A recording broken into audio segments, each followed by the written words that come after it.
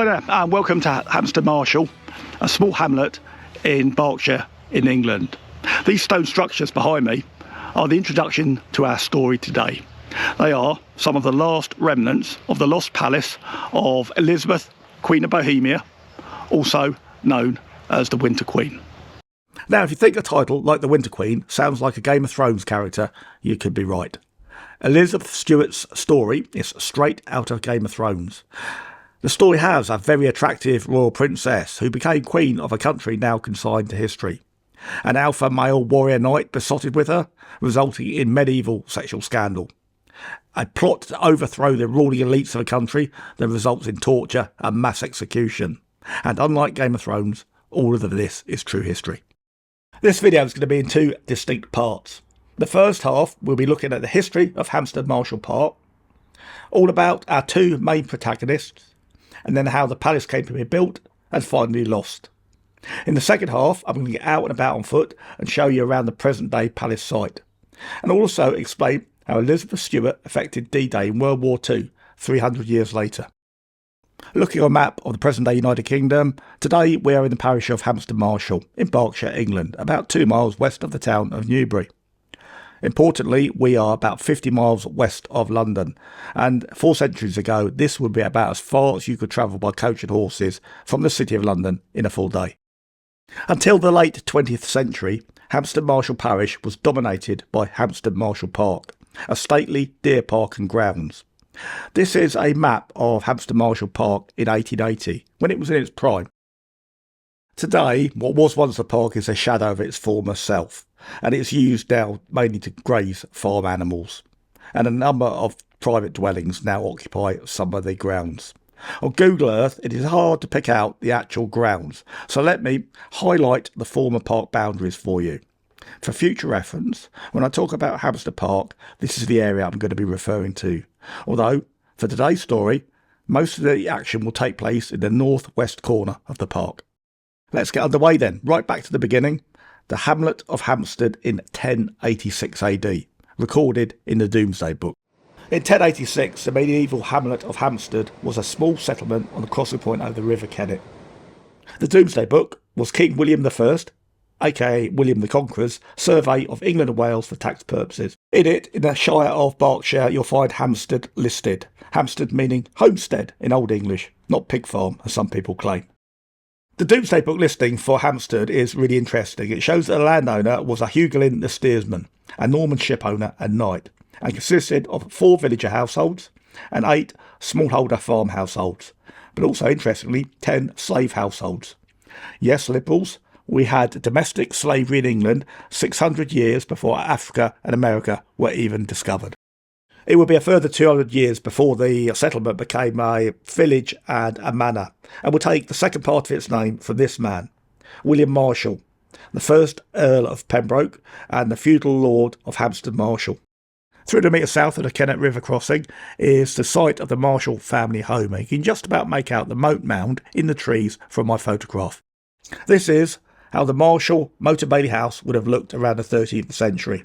But it's important to remember that Earl Marshall was not the only powerful entity, and that by the 12th century, the church had arrived and set up shop in Hamstead Marshall. And here we are at St Mary's Church in Hamstead Marshall. Now, this site, pre-Christianity, because of its high ground and its views of the sunset, which you can see now, the sun's getting close to coming down, was a site of pagan worship. Because of that, the early Christians decided to sanctify the site and construct a church here. The church behind me, I'll tell you a bit more about the history in a second. Certainly it's not what was here nearly 900 years ago, but it is a good example of an old English church. The first church structure on this site dates from 1241 AD, and you can actually see arches from the original building in the present day structure. But most of the building dates from 1620 to 1622, with some Victorian 19th century work done later. Originally, this would have been a Catholic church, but then would have been forcibly converted to the Protestant faith under the English Reformation in the 16th century. By 1560, Hamstead Marshall lands and parish were owned by the Crown, specifically Queen Elizabeth I of England. In that year, she then gave ownership of Hamstead Marshall to a comptroller of household, Thomas Parry, as a reward for his service. Thomas Parry and his family are credited as creating the deer park of Hamstead Marshall as we find it today. But it is the era of the Craven family, 1620 to 1984, that we are most interested in. And that started with the death of this man, William Craven the Elder, a very wealthy London merchant and former Lord Mayor of London. On his death in 1618, his widow used the family inheritance to buy up large swathes of England, including Hamstead Marshall. Okay, and sorry for digressing, and my British viewers will indulge me here. William Craven the Elder simply reminds me of British comedy character Victor Meldrew. Well done for sitting through the history so far. In this chapter, I'm going to introduce our two protagonists in the story. William Craven, 1st Baron Craven, and Princess Elizabeth Stuart. William Craven the Younger was the eldest son and the heir to the Craven dynasty. A scholar and a warrior, due to his staunch support for the crown, he was ennobled as 1st Baron Craven. William Craven was spectacularly wealthy by his mid-20s, owning land in the City of London and southern England, including Hamstead Marshall, which the Craven family bought from the Parry family in 1620. But his sense of adventure got the better of him. By his 30s, William Craven had moved to mainland Europe to fight in the 30-year war between Protestant and Catholic empires. Our second player in this story is Princess Elizabeth Stuart, born in 1596. She was the second child of King James I of Britain. But by age 10, she had achieved notoriety throughout the country as an unwitting part of the Gunpowder Plot. Of course, all British people know the story of the Gunpowder Plot in 1605. But what they probably don't know is that the plot, although designed to blow up Parliament, was also designed to kill the Protestant King James I and installed his young daughter, Princess Elizabeth, as a Catholic queen, working for the plotters as a puppet queen. Of course, we all know the plot failed. Unfortunately for her, being female and a spare heir to the throne, also slightly damaged goods after the Gunpowder Plot, Princess Elizabeth was married off quite quickly to Frederick V, Elector of the Palatinate, which is a European royal dynasty. She moved with him to Heidelberg Castle in the Palatinate, which is in present-day Germany, where she held the title Princess Elizabeth, Electress of the Palatinate, which sounds to me like a Star Wars character. In 1619, Frederick V became King of Bohemia, a country that no longer exists and is now part of the present-day Czech Republic. Elizabeth Stuart became Elizabeth, Queen of Bohemia. But sadly, their royal reign would last just months, as when Prague fell to the Catholics as part of the 30-year war, both King and Queen of Bohemia had to flee into exile. They were mocked mercilessly after that as the Winter King and Winter Queen of Bohemia, as their rule had only lasted one winter. In 1632, in exile, Frederick V suddenly died of an infection, leaving Elizabeth as the sole Queen of Bohemia in exile. But as the Catholics strengthened their position in Bohemia and in Prague, Elizabeth's influence in exile and her financial fortunes began to wane. And this is where the story starts to get controversial. Elizabeth is now a widow in her mid-30s, and as Queen of Bohemia is expected to wear sackcloth and ashes and mourn her deceased king husband until her last day on earth. That is not how Elizabeth Stuart appears to have decided to play it. One of Frederick V's most trusted colonels in the 30-year war was William, Baron Craven, who had attended The Hague to pledge his allegiance to his queen after Frederick's death. The two would become close friends, and, it is alleged, later on lovers, a relationship that would last over 25 years. Now, Elizabeth could not remarry because it would affect the lineage of her 13 children. But it is alleged that they did marry in secret to keep God's grace. It is said that William Craven became absolutely besotted with Queen Elizabeth, but he was forced to keep their relationship secret. As a result, he never openly married and had no children of his own. And the story is further confirmed that when the British crown was restored in 1660 and it was safe for Queen Elizabeth to return to England without being beheaded, she moved into William Craven's house in Drury Lane in the City of London. Such was William Craven's devotion to Elizabeth Stuart. He felt that living in a mere townhouse was unbefitting for a European queen, and decided that she should have her own royal palace and grounds to rival that of the English monarchy. As one of the wealthiest men in England, William Craven commissioned Dutch architect Balthasar Gerbier to design and build Queen Elizabeth of Bohemia her own royal palace, to be sited in Hamstead Marshall in Berkshire.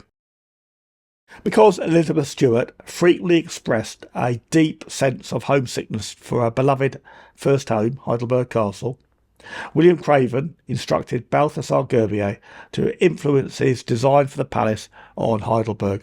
Gerbier's plans for the palace were exquisite, and in 1661, after a year of planning and seeking out skilled tradesmen, Gerbier was ready to start construction, and the foundations for the new palace were laid in the north-western corner of Hamstead Marshall Park. But barely months into the construction phase, on the 13th of February 1662, tragedy struck. Elizabeth, who had not been well for some time, developed pneumonia and then suddenly died. After a period of official mourning, there was a royal funeral held in Westminster in central London, attended of course by William Craven. Elizabeth, Queen of Bohemia's body is interred to this day in the Lady Chapel in Westminster Abbey in central London. Of course, William Craven was absolutely devastated at the loss of Elizabeth. So much so that he refused to cancel the palace construction project, insisting that Gerbier complete the build to honour the memory of the Queen of Bohemia. Of course, Gerbier complied, but within a year he himself had died suddenly on sight in 1663. And Gerbier is buried in St Mary's Church, Hamstead Marshall, right next to the palace project. On Gerbier's sudden death, William Craven handed over management of the construction project to architect Sir William Wynd, and it would take a further 34 years to complete the palace. It is an important point to make, though, that because Elizabeth, Queen of Bohemia, never took up residence in the building, it cannot officially be called a palace. It is simply Hamstead Marshall House. The only record of the completed project is this early 1700s etching by Johannes Kipp, so we're going to use that to look at the finished building and grounds. Starting with the main palace itself, this was a U-shaped building, 4 stories high, modelled very deliberately on the royal apartments in Heidelberg Castle. Although no record exists of the interior of the Hamstead Marshall Palace, it is reasonable to expect that it would directly resemble the interior design of Heidelberg Castle. Hamstead Marshall St Mary's Church was co-opted to be the palace church, but was otherwise untouched by the construction. Next to the church was the main carriage driveway, and north of that was a walled kitchen garden. The palace grounds had a combination of 6-foot and 12-foot border walls, with 8 ornamental gate pillar pairs. At the front of the house was an ornamental lawn with a flower bed in the shape of a compass. The south of the grounds had an ornamental Italian Renaissance garden constructed, designed to catch the sun, and said to be a direct copy of the garden at Heidelberg, which was believed to be a favourite of Elizabeth Stuart. Directly to the west of the Italian Renaissance garden was an orangery and apple orchard, and on the far western edge of that was an elevated terrace which could be used to view the entire gardens. Along the northern flank of the border wall was a stables row and coach parking area. If Elizabeth, Queen of Bohemia, never got to set foot once in the palace, then unfortunately William Craven would not have much use of it either. 2 years after construction was completed on the palace, William Craven died in 1697. The curse of the Hamstead Marshall Palace was not yet over. Just 20 years after William Craven's death, in a further piece of bad luck, in 1718, in a single night, the palace burned to the ground. The fire was caused accidentally by a workman's brazier fixing the roof, and the house was a complete write-off. Okay, so that's most of the history done. In the second half of the video, as promised, I'm going to get out and about and explore the site with the camera. Now, first things first, Hamstead Park today is private property, so that limits what I can show you, but not by much. However, if you're going to visit here yourself, please stick to the public footpaths. To start off, let's fly a drone over the present-day palace site.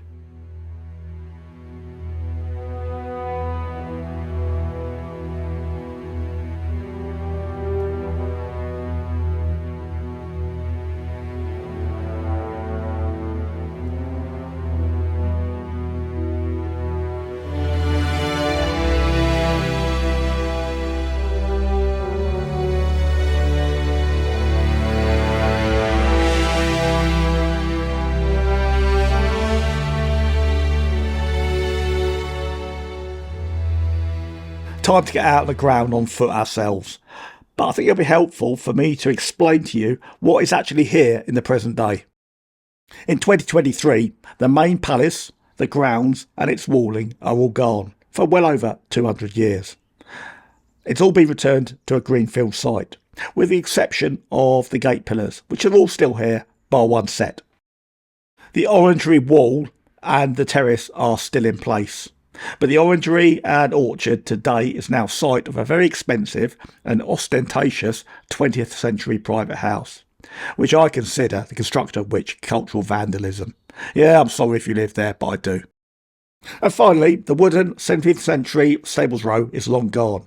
What replaced it in the 18th century were brick-built barns along the same lines, using bricks from the burnt-down palace, which today, in the 21st century, are very expensive barn conversion private dwellings.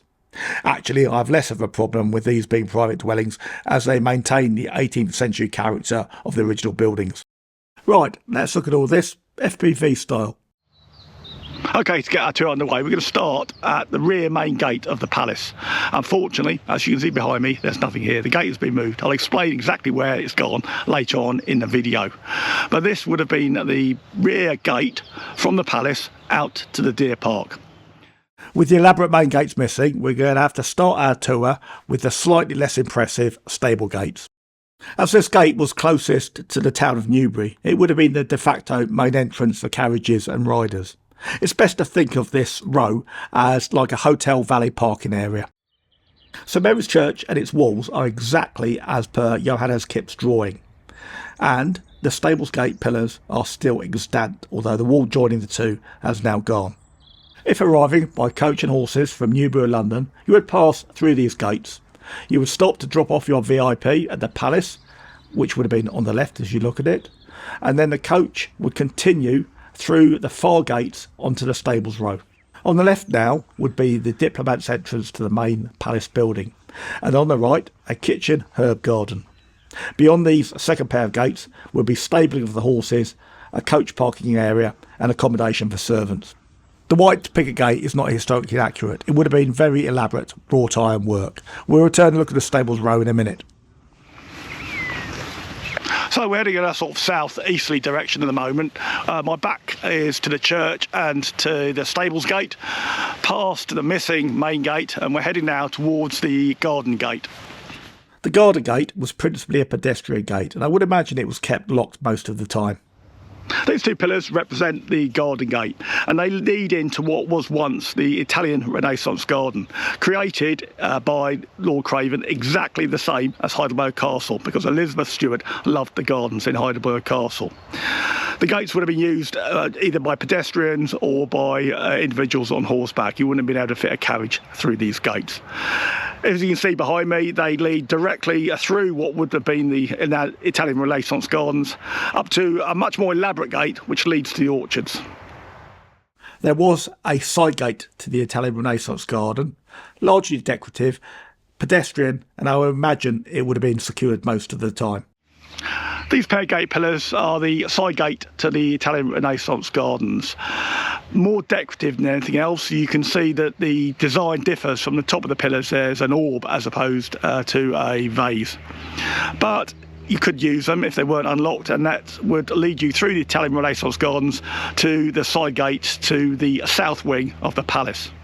From this viewpoint, looking behind me, certainly in 4K, I don't think you'll be able to see it in 360p, is the southeast aspect of the palace grounds. You can see the route we've covered from the church, the stables rear gate, where the main rear gates would be to the palace rear entrance, the Italian Renaissance rear gate, and now where I'm at, just pan left slightly for you, the side gate to the Italian Renaissance gardens.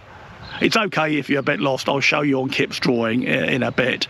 I confuse myself sometimes, but it'll all make sense once I show you a 1700s engraving of the site layout. The walls surrounding the immediate palace grounds were intentionally all 6 foot tall, and this was so Elizabeth Stuart could view the deer park while walking around the gardens with ease. The remainder of the palace grounds had 12 foot tall walls with much more imposing gates for security. So we're now going to look at the gate to the orangery, which is a 12 foot tall gate. Sadly today the orangery is now a private dwelling and I can't take you past this wall, so we're not going to be able to look at the Italian terrace, which is still extant to this day. Okay, the exposure's a bit bright today because of the sun. I hope it comes out okay for you on YouTube. Behind me is the 12-foot wall which separated the palace main grounds with the orchard, and the main gate into the orchard was a bit more dramatic because of that height. So it would lead from the Italian Renaissance gardens into the apple orchard, and behind that would be an arboretum. Again, I'll show you on Kip's drawing in a second. This is a better view of the 12 foot high orangery gate, exactly as Balthasar Gerbier designed in 1660.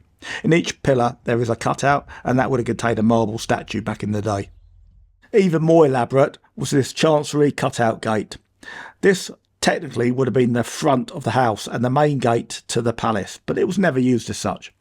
Okay, I'm stood in what would have been a wing off the Italian Renaissance gardens, and directly behind me would have been the rear gate to the palace grounds. As you can see, 12-foot walls surrounded by a quite elaborate gate design. Also, in the Chancery, there's a number of cutouts, and these would have had marble statues in, all long since gone. Although, theoretically, this would have been the front of the house, it was seldom used as such, and it would have been a rear gate into the horse exercise paddocks. The gate facing the deer park would have been the main entrance for guests and coaches, etc., or traffic would have gone through the stable yard. This would have been the ceremonial front of house, with an elaborate garden up to the main entrance to the palace itself. All the cutouts in the walls here would have had elaborate statues placed in them.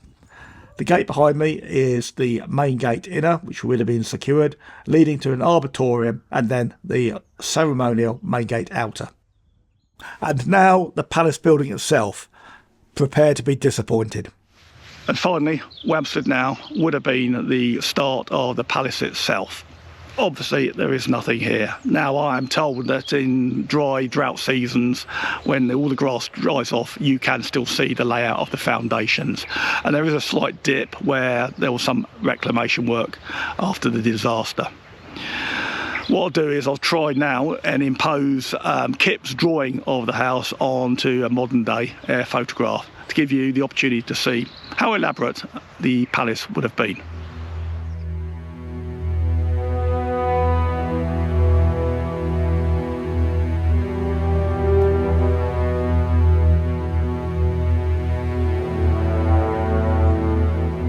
What we'll do now is take a walk around the palace outer walls, which are mostly still extant. And this is the northern wall and the side gate to the stables. And this is panning further along the wall. There would have been a dirt track here in 1660 connecting the hamlets of Hamstead Marshall and Embourne together. We'd return to the Stables Row later, and here we are. This is the main entrance to the Stables Row. It has been completely redeveloped and the gate pillars have been moved. The layout of the roadway is historically accurate, but the buildings are all now 18th century barns which have been converted into very expensive dwellings in the late 20th century. And for that reason, and for privacy, I didn't film along here. However, at the end of the present day Stables Row, we get a better view of the Stables Gate inner and Stables Gate outer, and what I call euphemistically the valet parking area. If you look through these gates now, the palace buildings would have been on the right. Finally, we arrive at the palace main gate, which, as stated, generally was not used as such and probably would have been locked most of the time, with the gates to the deer park being used for day-to-day use. The wrought iron work here is pure 20th century reproduction, Balthasar Gerbier's designs were far more elaborate than what's here today. Okay, what I'm walking along now is the original 1600s south-western boundary wall of the palace grounds. It's been buttressed after its original construction to stabilise it, but it's the original brickwork and the original design. So that concludes my ground tour of the Lost Palace grounds. Hopefully now this drone view will make much more sense to you, and you should be able to pick out all the elements of the palace. I could conclude the video here, but we've got some historical tidying up to do, so let's continue.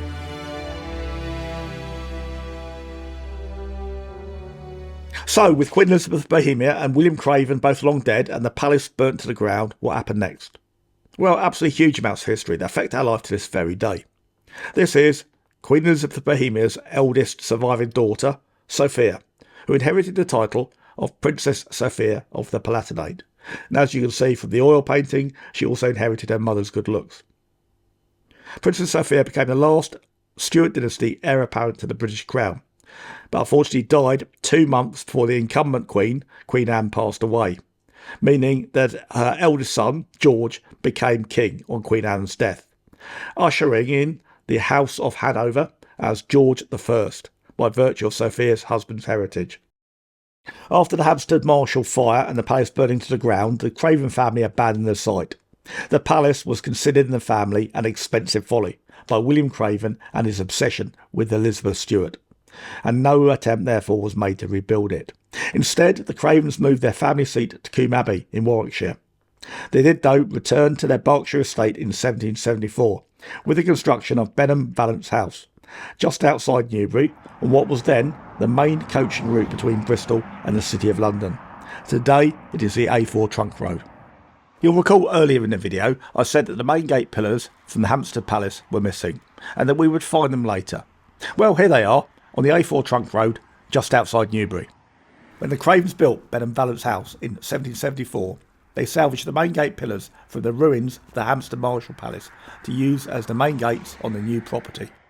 In his original 1660 plans, Balthasar Gerbier designed the main gate pillars at Hamstead Marshall Palace to be as elaborate as those of Heidelberg Castle's Elizabeth Gates, built especially for Elizabeth Stuart in 1615. The pillar columns appear to have been damaged in the move between Hamstead Marshall and Benham and appear to have been re-rendered around 1775. But the footing and the caps are 1660s originals. The ornate caps, which appear on Kip's 1709 etching, are carved stone mid-1600s suits of knight's armour. Today this gate is completely redundant, as Benham House access is via East Gate Lodge only, and this is now a Grade 1 listed structure. Okay, to finish up this video, I've brought you to the eastern end of the modern day Hamstead Park. The reason I've brought you here is to show you this war memorial. You'll recall at the beginning of the video I said that Elizabeth, Queen of Bohemia, had an indirect role in D-Day and World War II. Well, that's because much of this park would not exist without her patronage and William Craven's devotion to her. And it was the 20th century Craven family that allowed their property to be used as a marshalling camp for US forces for D-Day. Let me show you this memorial. Because it's on private land, not many people know this war memorial exists, but it is well maintained and bedecked with poppy wreaths all year round. I'll let you read the inscription yourself.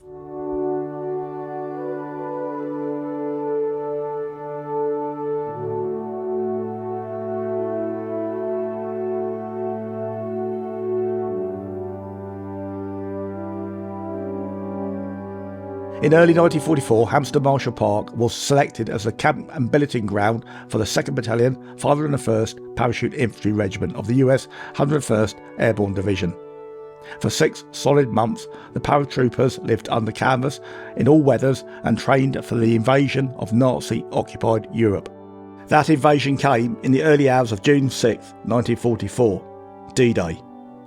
The day before, the men of the 101st moved to RAF Greenham Common, which was just 2 miles east of Hamstead Marshall Park, there to embark on aircraft to drop into Normandy during the night in advance of the seaborne invasion due at dawn. At Greenham Common, Lieutenant General Dwight Eisenhower, later US President Eisenhower, was there to see them off. The 501st Parachute Infantry Regiment suffered very high casualties during the engagements in Europe in 1944 and 1945, and you had a 50% chance of becoming a casualty. Hence the memorial. If you'd like to know more about RAF Green and Common, I've made a video about Green and Common and World War II. Check out the link in the top right hand corner. Okay, and to absolutely finish off, I'm going to bring you up to date in the year 2010 and the Afghanistan campaign. And even the Afghanistan campaign has an indirect role in Hamstead Marshall Park.